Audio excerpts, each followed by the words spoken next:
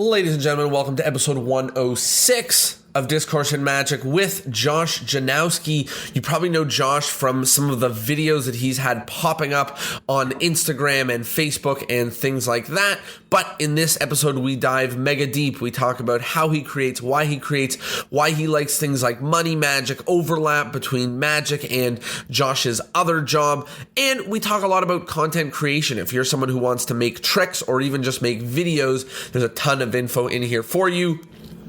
Before we go to the episode, the quickest reminder in the world that if you love this podcast and you want it to keep existing and you want to show us your love, a good fun way to do that is to buy a Discourse in Magic t-shirt. If you don't though, I still love you. Anyways, here it is, episode 106 with Josh Janousky.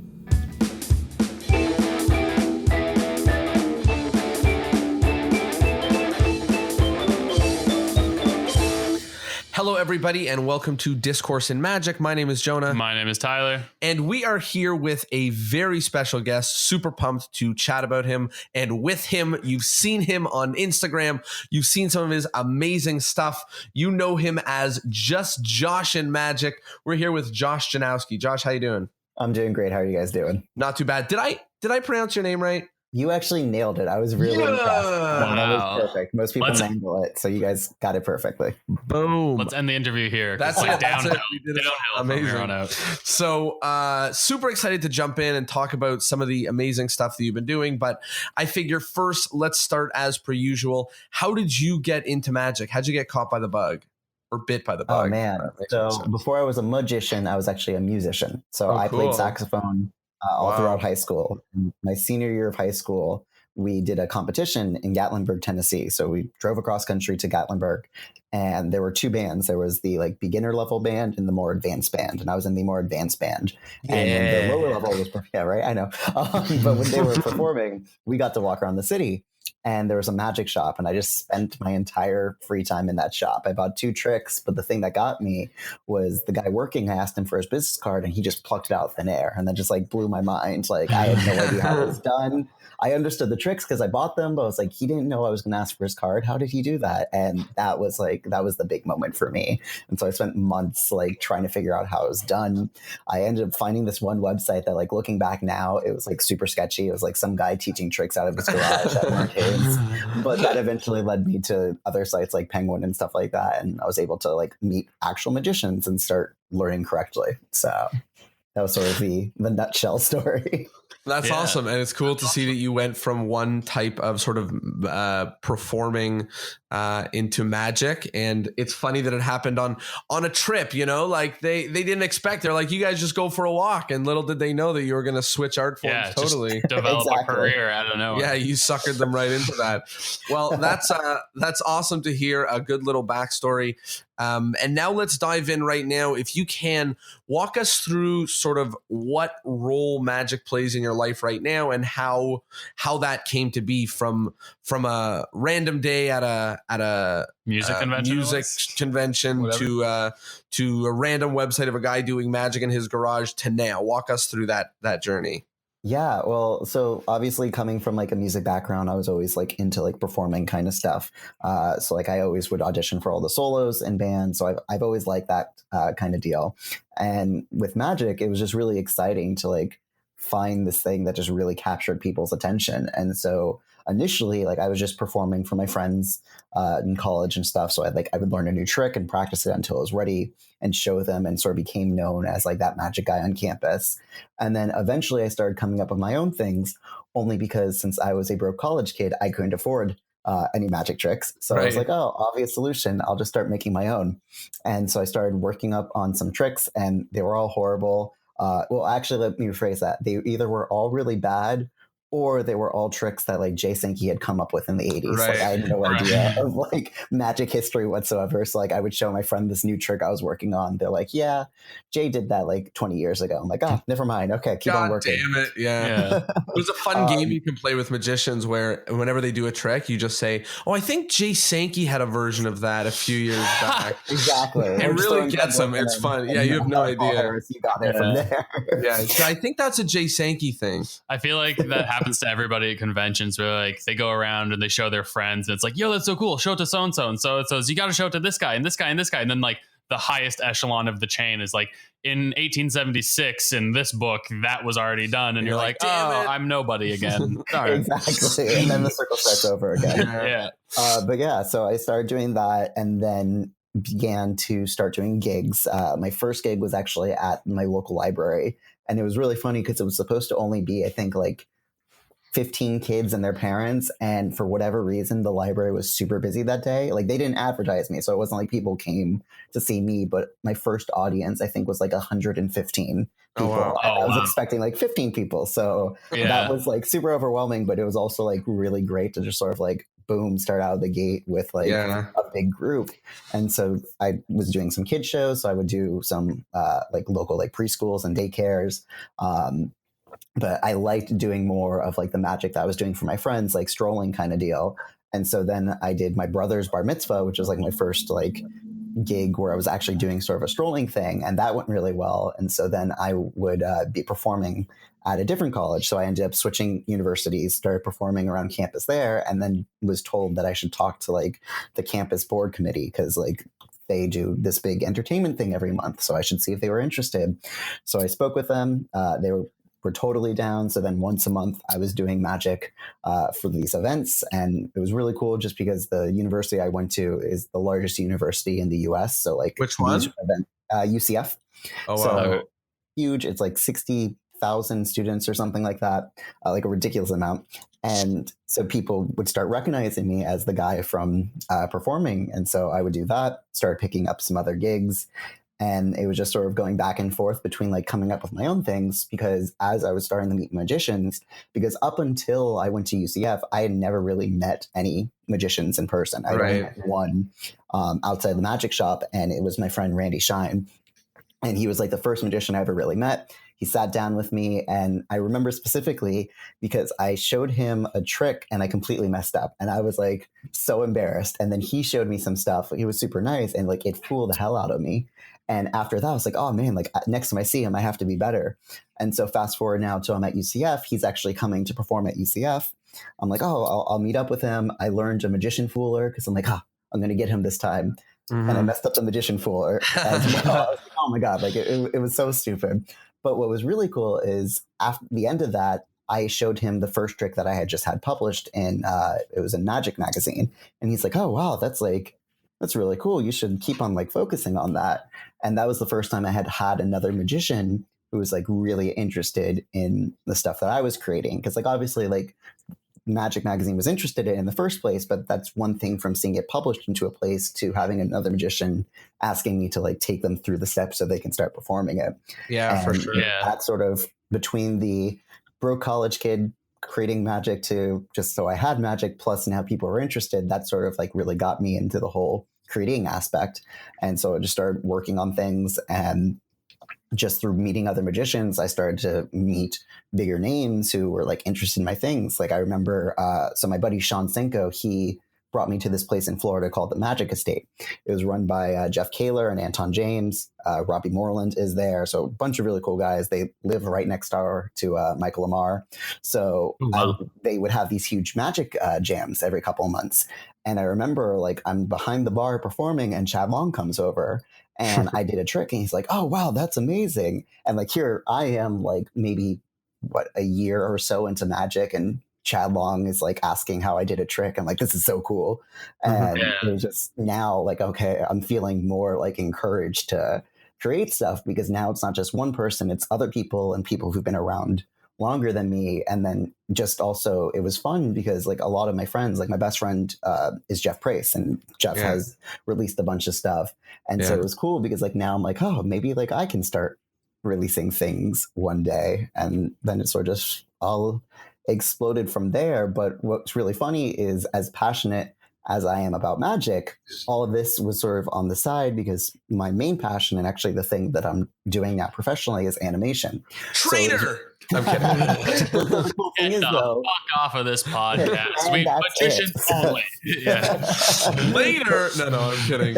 So what's cool though is, as I'm getting more into magic and more into animation, I'm realizing like how well they go together. Because like with magic, as you guys know, obviously is all about like misdirection and direction and making sure your audience is looking where you want. Framing and all exactly. that. And that goes straight into animation, because when you're working on a shot, you want to make sure that they're seeing the things that you want them to see. Yeah. And then with animation, it's all about storytelling, which is a huge aspect of performing for magic. So like they sort of meshed really well. And it was also really nice because with the creating aspect, like that's helping me like pay off my student loans. So that way I can start getting into like my career. So it's like been a really nice sort of like balance. And it's kind of cool how they mesh, because that was not anything I expected when I walked into a random magic shop when I was like 18 years old. So yeah, it's so interesting to me that, you know, you're already a creator.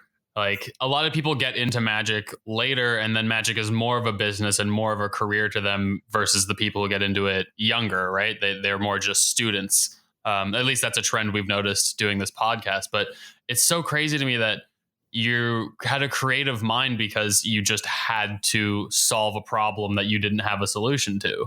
And like how that all sort of spiraled into this career path you've been on. Do you want to talk a little bit about what your creative process is and how you sort of jump into creating magic and maybe some of the parallels that you see in animation? For sure. Yeah. Honestly, there's sort of like two different ways I approach magic when it comes to creating. And the first one, actually, it totally stemmed from Kalen Morelli was doing his Project 365 thing. Yeah, that was bomb. That inspired hundreds of magicians. Anyway, exactly. Go ahead. Yeah, so that was pretty new when I was getting into magic.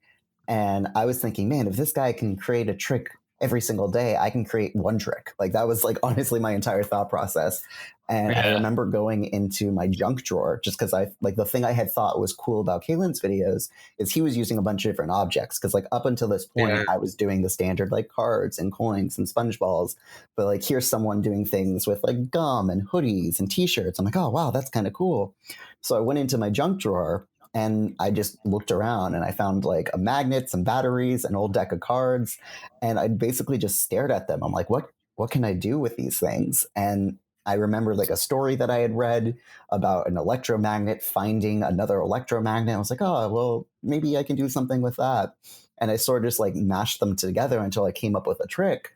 And I was like, oh, this is kind of cool. And so my process kind of stemmed from that. It's like a lot of the times I'll just find something and I'll try coming up with a trick based off of that, whether it's like staring at $1 serial number and being like, what can I do with the serial number, to maybe I found a cool thing at the grocery store that I'm like, oh, this has to be used for a method somehow.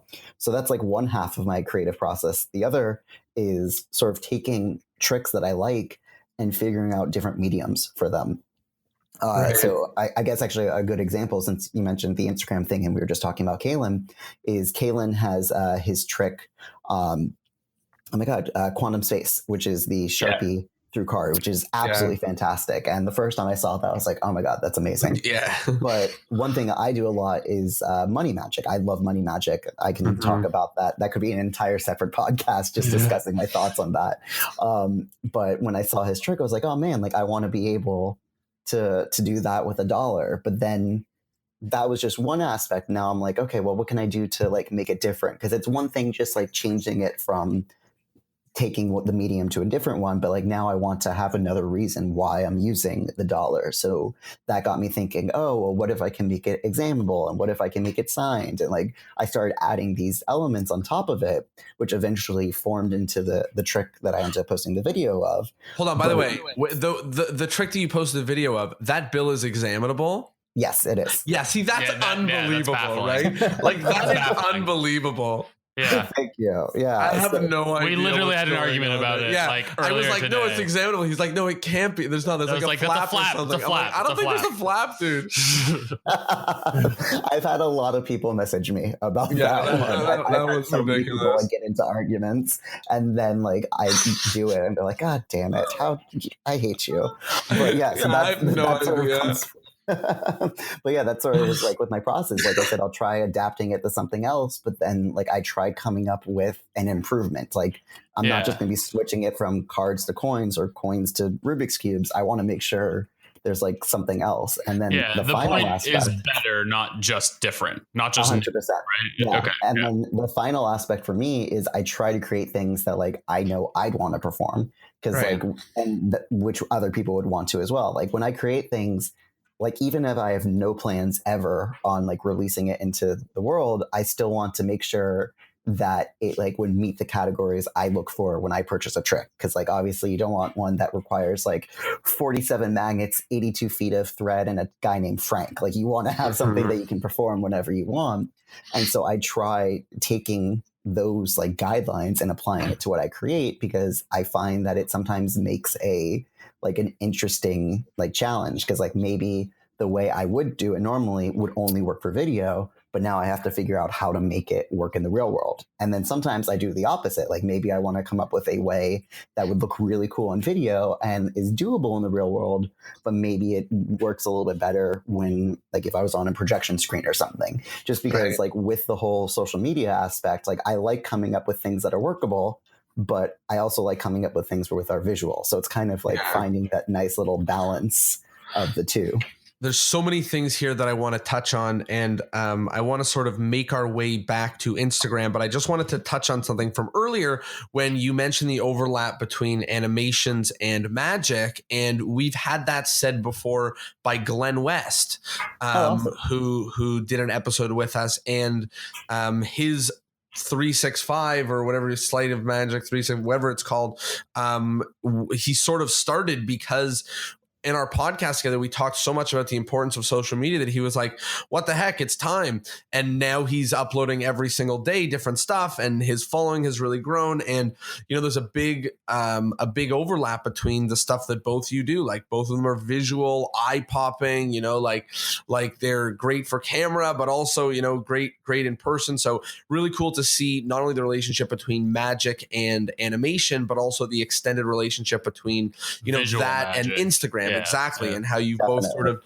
taken your own ways to be on, you know, such a game-changing platform for our generation, but, you know, you've both really taken ways to, you know, make a splash there and make some noise. So I figure that's a nice little transition to talk a little bit about what you are doing on Instagram. I know you've hit some growth recently, and you've done some creative stuff. So talk to us a little bit about what the plan is, what's been going on, and how the journey has been. Yeah. Well, first of all, huge shout out to John Stessel, because like he is absolutely destroying the game. Yeah. And luckily, John is a friend, and he's been super helpful with me, like giving me input and stuff. But for me, like these videos started out as just, I wanted to make cool videos. Like that literally was the entire thing. I remember the first video I made, my buddy Jared Hansen had a deck of cards that he was working on. It's the Architect deck. Yeah. And he had sent me one of the prototypes. And I was like, oh, this is really cool. I want to do something with this. And I had just bought a new lens because I had always loved like photography and filmmaking. And I used to film live magic videos all the time when I was in college, and actually had time to do that. So I had this new lens I wanted to try out. I had this deck of cards. I'm like, oh, I had to do something cool. And I had just come back from filming my first project with Murphy's, and I had picked up Greg Wilson's Revolution. I was like, oh, this is the greatest thing ever. And I remember I made this, I think it was like a 10-second clip of me spinning the card on my finger and then catching it and holding it up to the camera.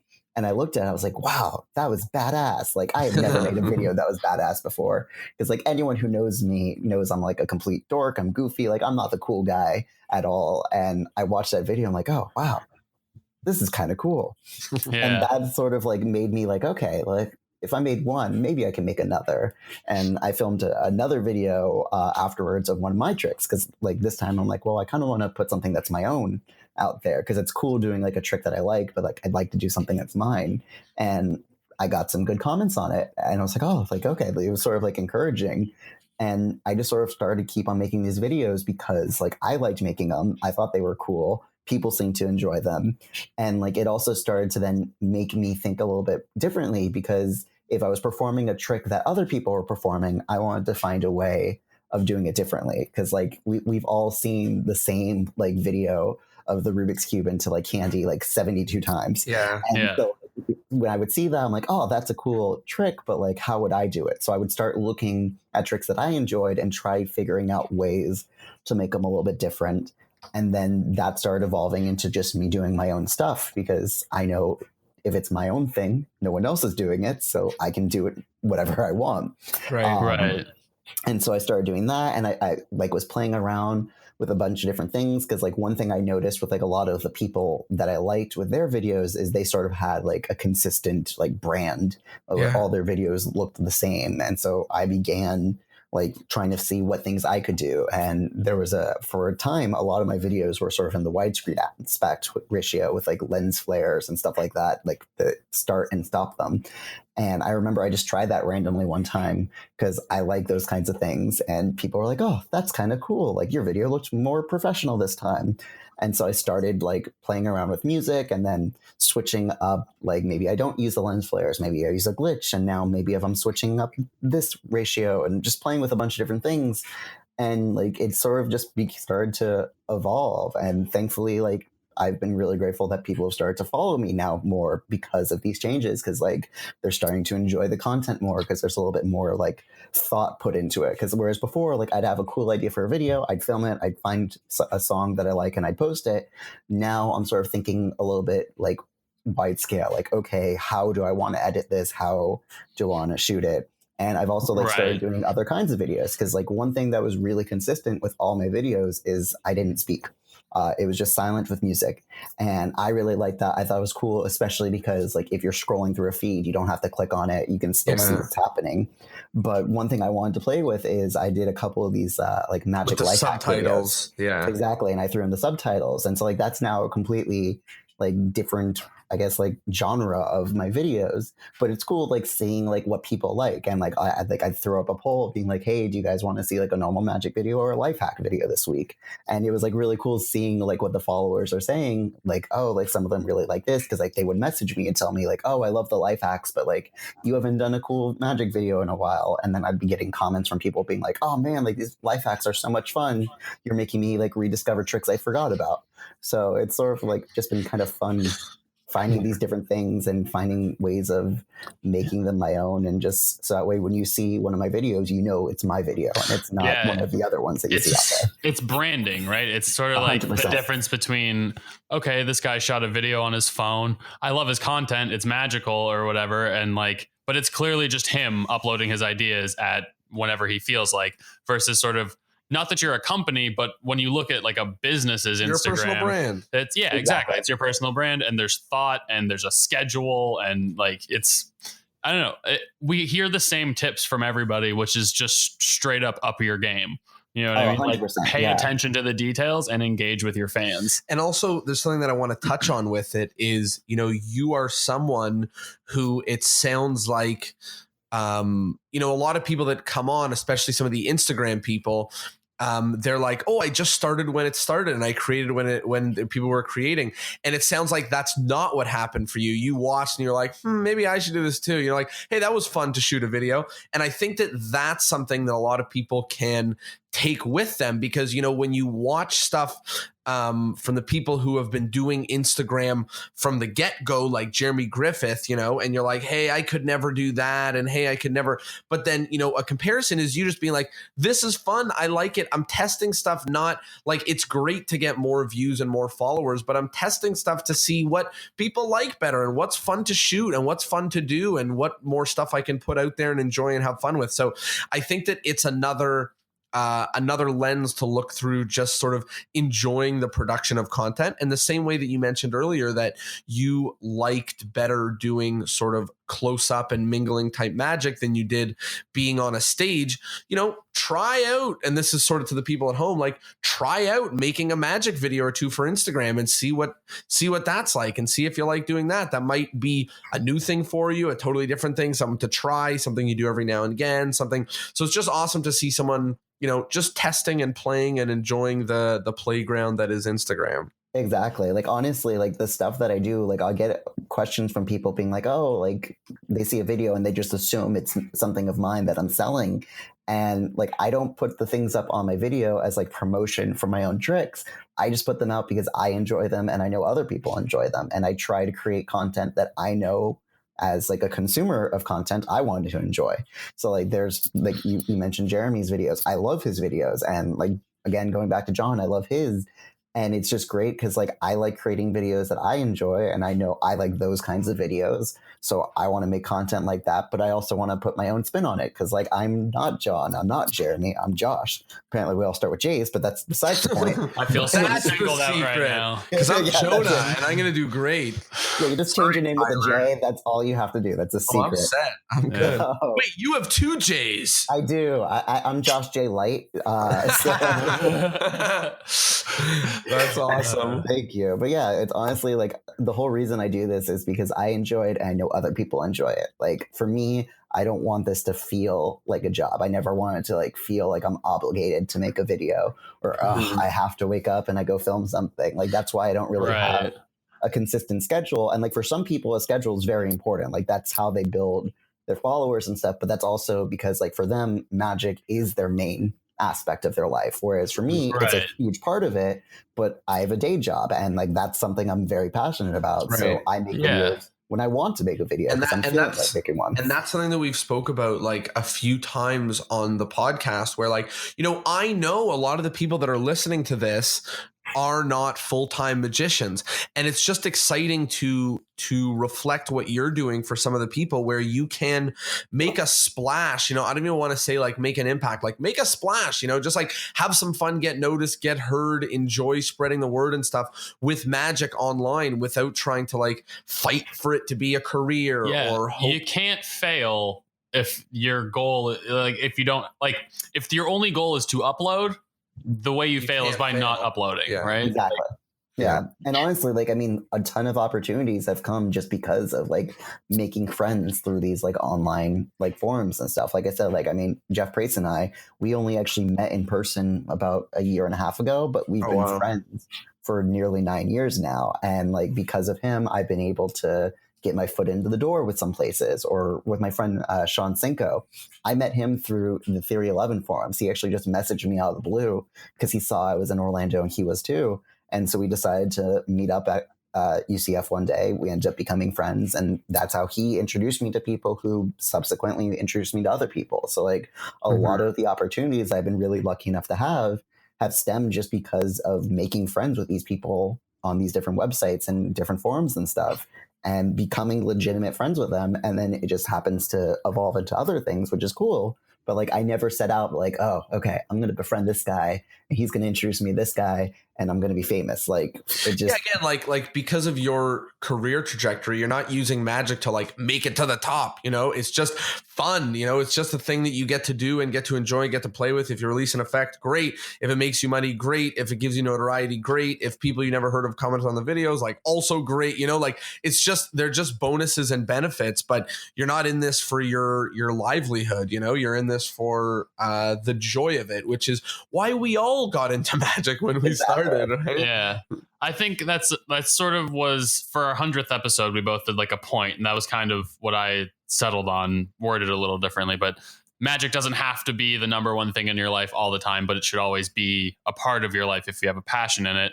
So my question to you is, in a dream scenario, what role does magic play, and what else? I know you said animation, but do you have a 10-year plan? Are you the person whose Instagram says future Pixar animator? It is. That is okay. Yes. All right. So obviously Pixar for me is the end goal. I love animation ever since I was 5 years old, and I found out like people got paid to like draw and work on movies and play with toys. I'm like, that's a job I want. That's me. So for me, in an ideal dream world, it would be working at Pixar, maybe doing a gig or two on the side and like consulting like that. I feel like that would sort of be the nice sort of combination of, I feel like consulting is everyone's end goal. Like they want to perform when they want to perform and consult to make their like actual income. Agreed. Yeah. And also the thing that like I've noticed, and like I've been lucky enough that I've consulted for a few things, like nothing major or anything, but like I've consulted for some smaller stuff. But like one thing I noticed is like a lot of people nowadays are posting in their bio that they're consultants without ever having done it. Lunacy. And it's definitely like that's an entirely different world. And that's something I'm still incredibly like new in and would like to get my foot in the door. And I actually took that off of my bio because for a while I had that in my bio. And I did at least have some consulting experience to back it up. but like I realized that like that's I want to make sure that if something's in describing me, it's actually describing me. And just because I was lucky enough to do one thing once or twice, I didn't want that to like, I'm now trying to make that define me. So like that was one thing that I really considered.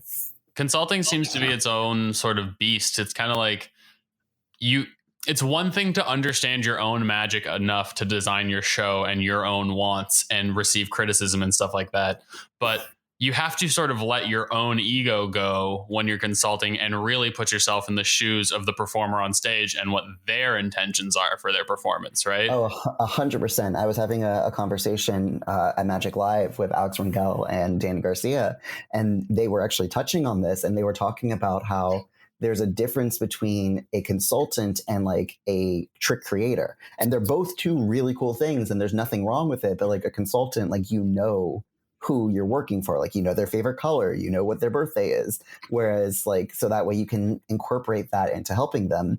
Whereas like a trick creator, which is still, again, nothing wrong. There's tons of people who do that for their living, where they might not know the magician super well, but they know enough that like, oh, well, he likes this kind of stuff, so this is what I'm going to create. So like that's sort of like, that was the moment that actually changed my bio, because I wanted to sort of like reevaluate everything.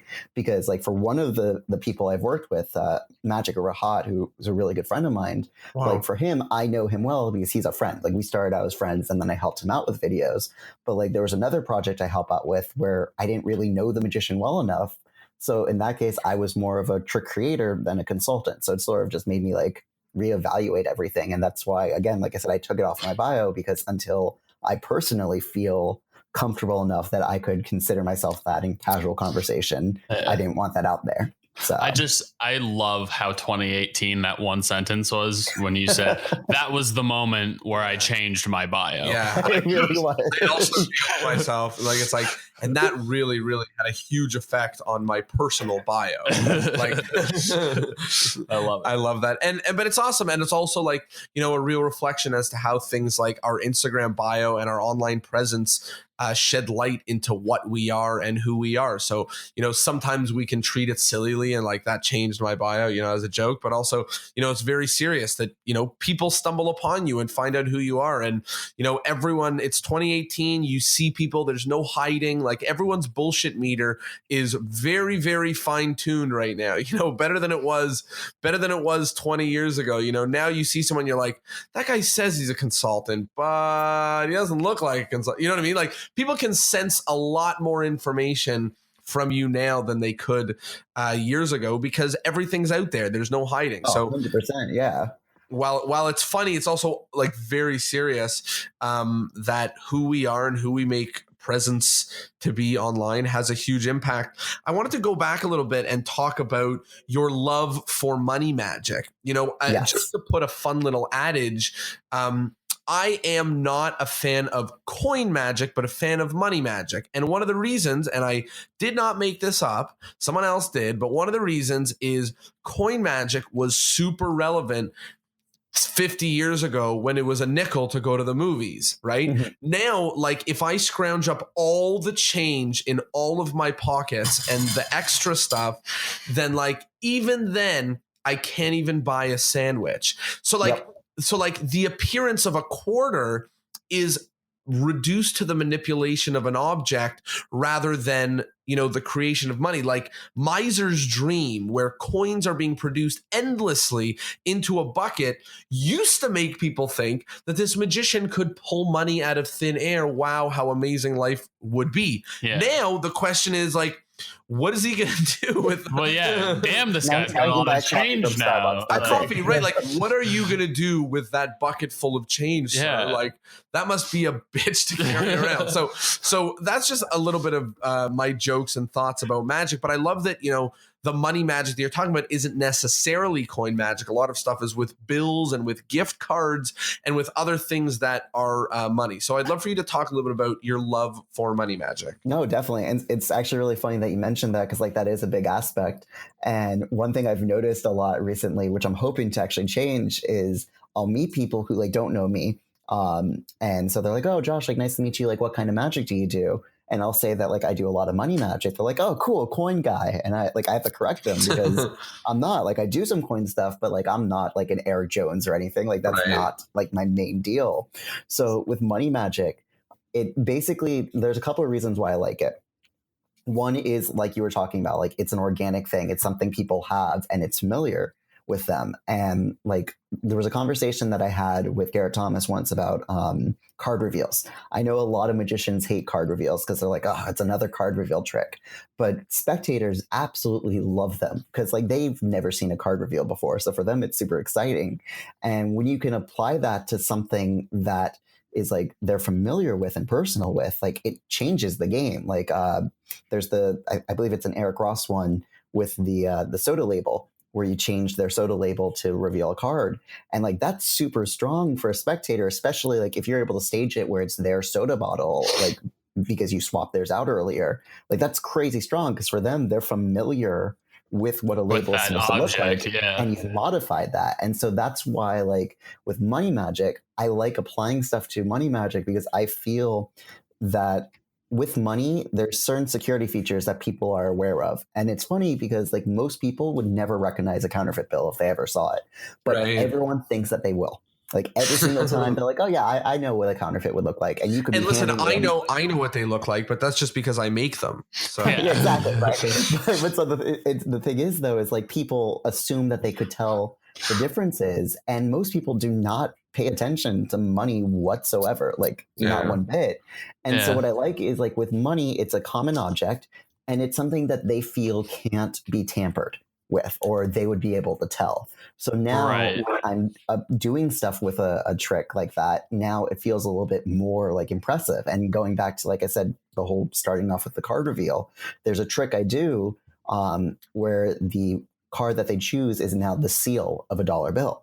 Oh, wow. And it's one of the strongest tricks I do because it's their dollar, they're familiar with a dollar, and it's a card reveal. So card reveals already are strong, but now, holy crap, it's my bill. Wait a second. That's a real, like, that was my dollar. That's a real dollar. How did you do that? And I love that kind of stuff. And so for me, like, before I was even into magic, money has always fascinated me, and not because of the reason people think. I just have always thought like the art was really cool, and then there's the whole like Illuminati and mysterious like hidden figures and stuff like that. Exactly. So like I thought it was awesome, and then like again, like coming from an animation and graphic design world, I really like I'm reemphasizing the art aspect. Like I thought it was really cool looking at all the designs, because like when you look at a dollar or whatever, you don't really realize how much goes into it. And then you're looking at like, oh wow, that's cross hatching for shading, and that's scroll work. And hey, it's not actually really green, but it's kind of like this color. Right. So there's like lots of things that have always fascinated me. And then when going into magic, I wanted to do things that were familiar, that definitely like played a huge role in it, because I'm like, okay, well, what's something that if I was pulling out to do a trick with would make sense? Like, I don't want to suddenly be like, okay, does anyone have a brass cup, a steel wand, and 3 little balls that happen to look like baseballs? Like, I wanted it to be something that they'd be familiar with right away, that I don't have to give a backstory necessarily. And again, going back to the security features, I want them to like know that it's legit. Like there's no doubt in their mind that like there's something up with that. Because like a lot of times with cards, like with all the cool designer decks out there, sometimes for spectators they don't care, but every now and then you'll get a spectator who's like, oh, what was that from? Is that a special magic deck or something? And it could just be like a plain like knock deck, and there's literally nothing unique about it. Okay, well that might not be the best example because the whole marking thing, but like, you know what I'm saying though, it could even be a B deck. It's like, because that's something that most people don't really see anymore because they're not as common, and they'll automatically think it's a trick deck even if it's not. And so that's why like the money is like, when you take it out, no such thing as trick money. Exactly. And then going back like, oh, but if it was fake, I'd be able to tell. Like that's because that's one thing that I've had people say where I've done a trick. They're like, no, this is real. Like I work at a bank. Like actually there's when I filmed with Murphy's, we filmed a different trick just like before to get like the audience like pumped. So it wasn't anything I was releasing, but I happened to perform for two bankers, and I just did a bill switch. Like I just did a standard bill switch from a 1 into a 20. And I remember the woman was like, "Oh my God, no, this is like legit. Like I have the pen, we can check it." And it was a very like specific case because clearly you're not always performing for bankers randomly. Yeah. But in this case, it was someone who was very familiar with money. So for her, it was so much more powerful because like she was able to verify on top of already assuming it was like a legit thing. So I've always found it fascinating because of that. I have so many fun things to mention based on that. The first is that I really love the idea of using the built-in notion that people would recognize fake money. I think that's such a beautiful idea because it sort of has that ingrained contradiction in it, you know, like, oh, that's clearly real. So I love that. And it sort of helps along the lines of it leaning to be real.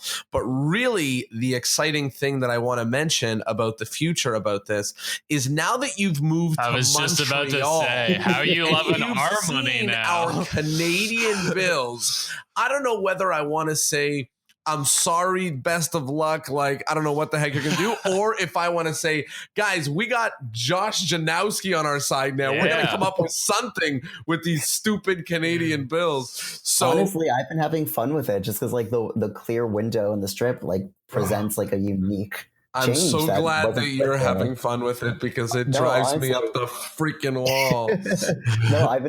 It's been great. Actually, one thing kind of tying back to like my love of money magic in general is there's so many aspects of money that people just never notice. Like they don't pay attention to. And like I use those things to my advantage for specific tricks. But for one thing is I was talking with a Canadian magician. He's like, "Oh, are you going to have fun with the Canadian money?" I was like, "Oh yeah, I've already worked on a trick where I take the birds out of the strip on the bill." He's like, "Oh wow, how did you do that?" There's no birds on the strip on a Canadian bill. But most people don't stare at money the way I do. So for them, if I pulled out $1 and I had these birds on there and then I made them fly away, they're going to be like, "Holy crap, how did you do that?" And then you say, you know what? You're hypnotized. All bills from now on will also look like they don't have birds on them. That's actually what I did. So it's I love that you did that. But so it was great because like for them, that was a really powerful moment. They're like, "Holy crap, the birds flew away. How did he do that? Oh my God, there's no birds on any bill." So like I love like trying to take advantage of those things that people don't notice and finding cool ways. Like one thing that I've actually found that is going to be my next video is I do a impromptu pen through dollar, and it looks great on American currency. But one thing I found when I performed it for one of my coworkers the other day is because of that clear window, like it is a super, super convincer that pen is going through that bill. Right. And because the bills are like indestructible, now it's like, whoa, like you just destroyed the bill and I can see you destroying the bill. And now the bill's normal. And that was my $1. How did that happen? So like I'm having fun with it. It was their $5. It was their $5. It was their $5. We don't. Yeah, $5. I wasn't doing punk share. I was doing $5. Well, that's awesome. And yeah, definitely instead of saying nana nana boo boo, I'm here to say we got Josh on our side now. So I'm excited. Definitely us Canadians are going to wrangle some good paper, or not even paper, plastic, polymer magic, together. So just to throw a little bit of inspiration, I'm sure you've noticed, but I've been trying to come up with something that uses the braille. There's braille on our bills, if you didn't notice. So I thought that was the coolest thing. Yeah, I don't know. I'm glad you think they're so cool because we're sick and tired of them. No. Penguins always like works in any country except Israel and Canada because they have weird plastic money. Right? No, the only thing that was a bummer is I was told that Canadian money smells like maple syrup, and it didn't, and that was that broke my heart a little bit. It doesn't, but once you get fresh bills, like if you've like a lot of them, smell it and you'll smell it. Okay. Yeah. That's just a gag that us Canadians play on people that make them smell their money. Have you seen the thing you can do with the laser pointer? Someone just told me about that. I thought that was awesome. So cool. I had no idea about that, which I immediately I'm like, okay, I have to come up with a trick with that now. Magic. Yeah. Well, and you know what? And the final note of Canada is I'll just like to say you posted a photo of one of the most rancid looking poutines I've ever seen in my life. Now that you live in Montreal, just go anywhere and get something. They all look better than that raw potato. That is the grossest looking poutine I've ever seen in my life. So the story behind that, because I had a friend that like harassed me about that. So Tyler's laughing so hard, but it was filthy. I have a lot of food allergies myself, but that was a filthy looking poutine. Yeah, so I have a ton of food allergies, and so I'm allergic to dairy and gluten. And so when I was trying to find some place that had poutine that was like gluten free and dairy free, not wheat based gravy. So I found one, and like normally the gravy's not a big deal because like there's tons of ways to make gravy without like gluten and stuff like that. But the place I happened to find was like a vegan place. So their gravy was like mushroom gravy, and like the cheese was okay, but it was like melted cheese. It's gross. It's gross. Birds. So I'm vegan, fine, but all I know vegan cheese is gross. I've been vegan for 4 years. I've tried every single one. You got to give up the cheese if you want to be vegan. There's no happy middle ground. Actually, there is one cheese that I really like personally. Is it Earth Island? It's the Daya cheese. Okay, I'm past Daya. I was in love with Daya when I first went vegan, and now I can't even look at it. It just Anyway, sorry. This is a magic podcast, right? So that's. Anyways, I just wanted to say that's some gross poutine, and I hope you find some gluten-free poutine that doesn't look like that, because that was. I appreciate. I know. I mean, it tasted good, but I definitely am open to suggestions. So suggestions, please inbox me. Please. Yeah, my suggestion is if you eat something like that, don't tell the world. That's filthy. So one of the last things that I wanted to chat about before we wrap up is you mentioned in passing that you've done a lot of tableside magic, and it's obviously the type of magic that you do in terms of, watching the things that you do. But I just wanted to touch very briefly in terms of the business world, or just in terms of the world of getting those sort of jobs. I know a lot of people are close-up magic fiends and they want to do some world of tableside magic, but they don't even know where to start. What would be your piece of advice for somebody who wants to get hired, do some gigs or something like that in that sort of world? Well, I'd plug my Penguin Live where I explain everything about restaurant magic. No, no, honestly, like for me, it all spanned from talking with other magicians who do that kind of work. Like I wanted to become a restaurant magician. I wanted to do that. And I spoke with some friends who had been doing it a lot longer than I had. And I was asking them like, okay, like how is it different than standard like strolling magic? Like what do I need to know? And so they gave me tips, and I was able to then start like looking for work based off of that. And so I tried deciding like, okay, well, I'm new to doing restaurant magic, but I'm not new to magic. So I want to try finding a place that would be a good way to start off, because I don't want to start pitching myself to like the 5-star restaurants and then like I just don't match what they're looking for. So I looked for a place near me that I would like to eat. And again, a lot of this, just I guess my big philosophy is a lot of the stuff I do is based off of stuff that I'd want to do, and it just applies to other people in the end. But I looked for restaurants that I'd want to perform at or watch a performer while I'm waiting for my food. And I sort of just spoke with other friends, went to those different restaurants, pitched myself, and it eventually spread through there. But I guess that's sort of the quick version without sounding like a giant plug for everything whatsoever. Because I do want to obviously give people like input that could actually help them. Because I know that's for me. Like one thing that I really try whenever I do lectures, like if you ever come see me perform at a convention, I try to teach stuff that I'm not selling, which is probably not best business move, but because I want to make sure that like when you see my lecture, you get something out of it. And like, you don't have to be like, okay, well now I have to go buy your products and stuff. Like I don't want it to be a dealer demo. Yeah. Like, so that's sort of me, because like I like going to lectures where like at the end I'm like, oh cool, like okay, I took really good notes, maybe I'll buy something to support them, but like I don't have to specifically buy anything. And then at the other lectures where it's like every single trick is just like, and here's how this next trick with works. my super sticky secret glue, which is on sale. Like, fuck. Exactly. So, I mean, I do sell great glue, but so with that, we are nearing towards the end of the episode. And one of the things that we do in the end of the episode is we have a bunch of sort of rapid fire wrap up questions, which are by no means rapid fire, but just sort of questions that we ask everybody as a fun little wrap up. So, you finding them? You want me to just jump in? Yeah. Tyler, okay, I have them memorized because I'm a professional. I don't. There's let's too start. many of them. There's a shitload. But let's start with your magical PSA. So you have the eyes and ears of our audience. It could be anything from you should start doing this or stop doing that.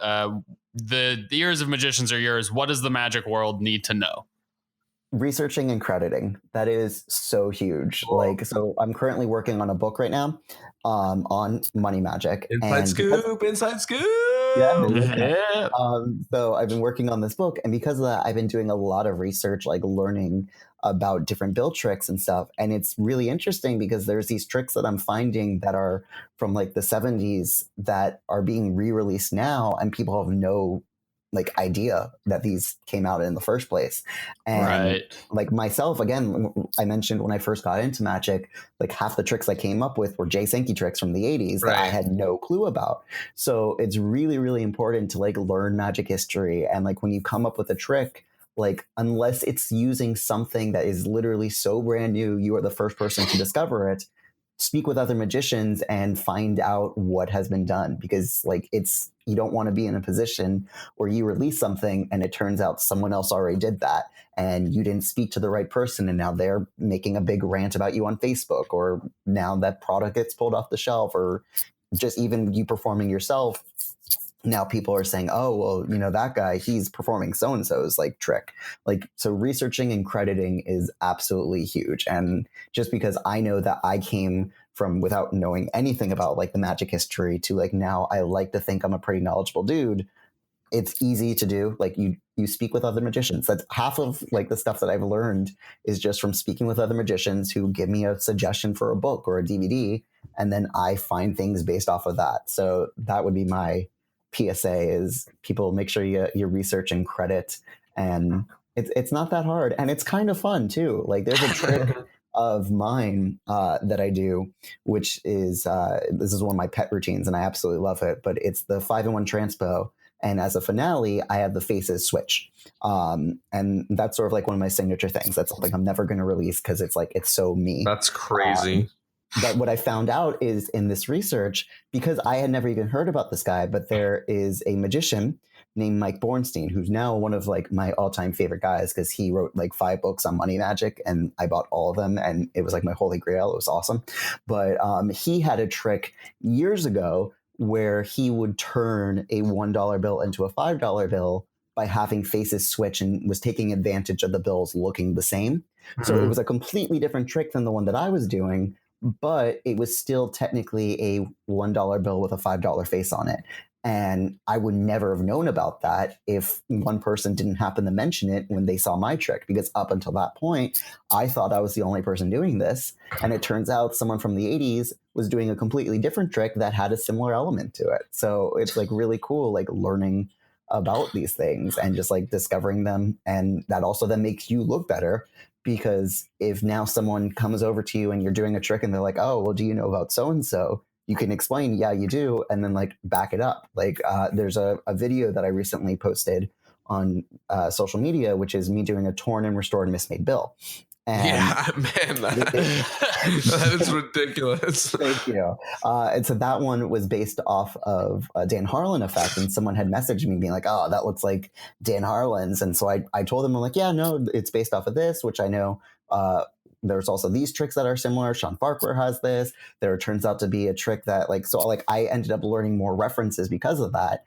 And it's cool because like now you aren't just someone who created a trick. Now you've created a trick and you know enough about it that like you sort of cemented yourself as like, yeah, like I know what I'm talking about. Yeah. And you can also find solutions to problems in your own trick, right? Like 100%. Yeah. Like because just because I'm working on something, maybe someone published in like an obscure lecture note the solution for that trick. Like there's maybe one slight method that they put out there as they didn't think was that big of a deal, but might be like the huge key to making my thing work. So like I like researching and like learning about magic history because I find cool things that other people don't know about, and then I can do them and they're like, what is this brand new trick? And it was some guy in the 60s who had been doing it that no one knew about. So I love that. That's an awesome magic PSA, particularly in the sort of Instagram era of magic that we're in, where people are just posting and sharing and resharing and re-uploading, and like you know, a trick might pass by your eye and you might not have any idea that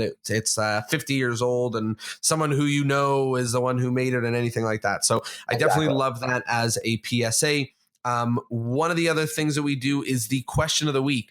So you've got a bunch of magicians listening to this at this point, and according to our t-shirt sales, at least 25 listen to it. Yeah. Perfect. So I mean, I bought 24 of those myself. So then it's just one because it's you're here you. with us. Yeah. Okay, cool. So I'm wearing the other shirt. Yeah. Okay. So. Never mind then. But all these magicians are listening and they want to answer your question. So we have the question of the week. You can ask them anything from something that you want to hear their opinion from, or something that you would like them to ponder on and be introspective to themselves. So what is your question of the week? Oh man, so much pressure. Now I have to think of what I want to ask. I feel like I have all this power now. I want to Yeah, you can say something crazy. I don't know. Yeah. Okay. Let's see. How do you know the Earth is round? Like, how are you sure? Because when I pour water on a lemon, it just drips right off. Oh gosh. Oh, man. Okay. Let's see. If you could do your favorite trick with a different medium, what medium would you adapt it to? Cool. Damn. Cool. All right. Yeah. Love that. I like that. One of the other sections before we get to the very last section is the endless chain. So in order to keep this podcast going on for eternity, we want every magician who's on it to recommend another magician that needs to be on the podcast. So which magician do you think needs to must get on this podcast? Ooh, you guys haven't had Jeff Price yet, have you? We have not yet. I have not. Jeff Price. Amazing. 100%.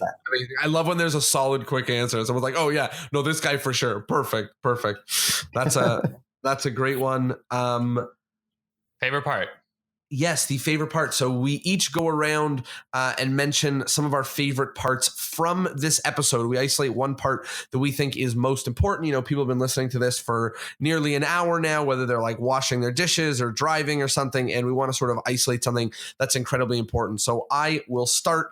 One of my favorite things that you were talking about is your love for money magic and that not being coin magic. I liked two sort of facets about it. The first is the idea that, people know that money is like untouchable and it's real, and that they would recognize a bill that was fake if they ever saw it. And I think that helps, even when you pull out a deck of cards, people are like, hey, are those tricky? And you're like, oh, damn. Right. Versus with a bill, like just having a bill, like you borrow a bill, like who's going to not believe that it's a bill? And secondly, that, you like to explore in the direction of something that has impact on people. It's not coins, but it's money. And it's a prop that needs more diving into than just vanishing coins or another coin vanishing from one hand and appearing in the other, or changing from copper to silver, or whatever the case may be. So I really, really enjoyed your talking about money magic. Tyler, what about you? I think it was really cool to hear about the crossover between magic and animation. It's something we've heard before. I know a lot of magicians and I know a lot of animators, and they have very similar sort of mindsets. What I found sort of most interesting was how you seem to have an obsessive nature, which I think is inherent for most magicians. But you kind of, and this is me extrapolating on my own. I didn't really mention this earlier, but to me, you seem like a compulsive student of self-expression. Like, you're learning from the greats, you're learning all these things, but you have your goals, you know who you want to be and what's you and what isn't. And I think that is such a challenge for many young magicians out there, is finding themselves and putting it in their magic. So kudos to you for being able to do that. Thank you. I also really like how you described that. Can that be my favorite moment? Like that description right there? Because that was awesome. Yeah, I'll take it. I'll take it. Can. No, okay. I got my favorite moment. I think is going back to like when we were just talking about like being true to yourself and doing things that you enjoy and like not feeling like you have to do a specific thing for a specific reason. Just because like that's one thing that I think if someone had told me that when I was first getting into magic, like I might have be in a completely different spot than like now, because it took me a while to figure that out. And I think it would have helped a lot to have known that from the beginning. So, and particularly think that, particularly to see it in the lens of somebody who magic is not their career, you know, like it's even more lens to the fact that there's no rules. Like, just do what you enjoy, do what you want to exist out there, like make stuff that you want to, like, I don't know. It makes it even more so, you know, I can understand somebody who like, you know, does magic all the time. They're performing more than they want to. And they're like, oh, I got to go back to doing this old trick. But if you're just doing it for fun and everything is just gravy, you know, hashtag poutine in Montreal or whatever, then, you know, enjoy all of it. There's so many different aspects for you to enjoy and there's no rules. I agree. Honestly, I think like for me, like a job should never feel like a job. And whether for you, if magic is your job or if it's just a passion and like you just really enjoy doing it for your friends or your coworkers, like it should never feel like you are resenting doing it. You should always have fun doing it. You should always like be excited to do things. There was a joke when I was in first year university. They put on a play for all of the frosh, and there's a whole bunch of jokes about being at university. And one of the jokes, which I still say to this day, which is really funny, is one of the girls on stage looks at the other girl and she's like, "Am I allowed to like do this and drink and then go to class or whatever?" And the other girl throws her hands up in the air and she goes, "No parents. There's no parents. You can do whatever you want." And I always joke about that because I think about it with magic. It's like, can I do this? And it's like, there's no rules. You can do whatever you want. Like if you want to make videos backwards and put animations and go crazy and make music and da-da-da, there's no rules. Just do whatever you want. When you said, you know, it should never feel like work. I mean, doing work can feel good, but I have a friend who's extremely fit. She works out 6 days a week, twice a day. Like it's crazy what she does. And her friends are always sort of like jealous, I guess, of how physically capable she is. And they ask, and her response to, how do you stay motivated to go to the gym so frequently and hit your goals? And she says, I don't work out, I play weights, which I just thought was such a cool response. Answer. Like it's so she, I don't know, find something you enjoy and do it. And then you can make a career, you know, actually grinding away at something if that's where you end up. And the final segment is plugs. What would you like to plug? Where can people find you and find some of the amazing stuff that you have released? Oh man, plugs. Okay, well you can find me on Instagram at just Josh and Magic. That's sort of my main social media platform that I've been using a lot lately. My website is justjoshandmagic.com, which tends to have links to like all of my different things. And then I guess the last thing I released, or it's two things, is I released a book called Just Joshin', which you can find at your favorite magic store. And it's 10 different effects that are all like worker effects. So like, you know that they actually are like performable. And then the other would be the Penguin Live that I was talking about. Because if you are really interested in like strolling magic and restaurant magic, like I go through my entire professional set. I talk about exactly how I got a job, how to look for a job, the do's, the don'ts. So those would be my plugs if I have to plug something, which apparently I did because you asked me. Well, you did it. Well, amazing. And a ton of great info here, particularly for people who are looking to play a little bit online or play a little bit with money magic or just, you know, play with the fun props and things around them. Exactly. Get creative, enjoy it, and have some fun. So with that, Josh, big, huge thank you for joining us on the episode.